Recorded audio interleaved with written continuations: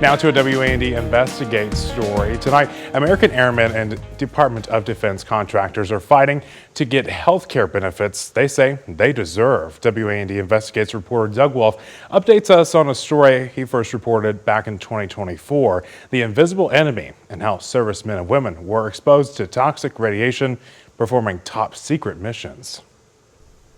A military base in Nevada handling top secret missions where airmen were exposed to a toxic cocktail. For the government, it's an inconvenient truth. It's, for them, it's an embarrassment. Servicemen and women who have a variety of cancers, tumors, tremors, and other medical conditions. The government refuses to acknowledge their service, which prevents them from collecting Veterans Administration benefits, while hundreds have already died, according to Dave Crete, the founder of an organization called The Invisible Enemy. We have somebody die every week. There's just never a week that goes by that somebody doesn't pass away. Ground, which had been the site of nearly 1,000 nuclear tests, a location where a 1975 government environmental assessment with a cost-benefit analysis determined it to be the best place in the nation if it wanted to maintain a nuclear weapons stockpile, despite it holding its toxic secret of radiation and other chemicals. Crete believes his health is connected to his service. In the last year, I have been diagnosed with tremors.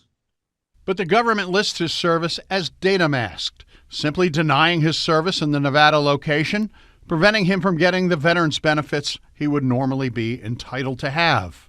I have brain atrophy. Left side of my brain is shrinking. I have the brain cyst. I get like car sick riding elevators. I have to be very careful so I don't fall. Last year, we talked with Champaign native Robert Krause. Multiple cancers and illnesses have led to the removal of half of his tongue, and he must ingest food through a feeding tube. Through the radiation and the surgery, I cannot swallow, so I'm on a tube. His service is also data masked, blocking his benefits.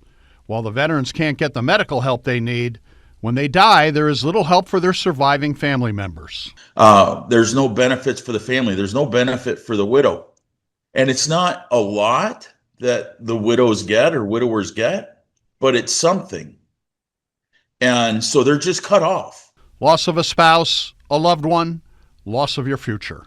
I talk to widows and they're telling me about how, they're at risk of losing their home. They went from, having their retirement planned out. They had a military retirement check that was coming in. Everything was good. All of a sudden, their spouse ends up sick. Federal legislation is slowly moving its way through Congress. This past year, Crete even appeared before 2 congressional committees. We never knew what we were being exposed to. Our commanders didn't know. And sadly, most of our commanders are dead. Lawmakers have questioned the cost of helping these veterans. Dave points to cases of Agent Orange during Vietnam, which took decades before Vietnam vets were fully covered. Well, half of the guys exposed to Agent Orange were already dead. And that's true. If we wait them out long enough, the cost goes down. And we feel the government's looking at this the same way. Well, if we wait them out long enough, the cost is going to go down. The number of veterans connected to the site who have died has climbed from 363 last year to... I think we're at 528.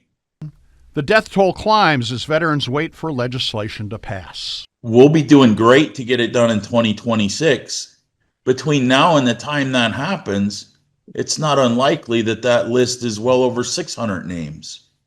Dave says it would help veterans who served at the toxic site if President Trump signed an executive order which would allow them to receive their benefits through the VA. I'm Doug Wolf for WAND Investigates. Now, more information can be found on the website, theinvisiblenemy.org.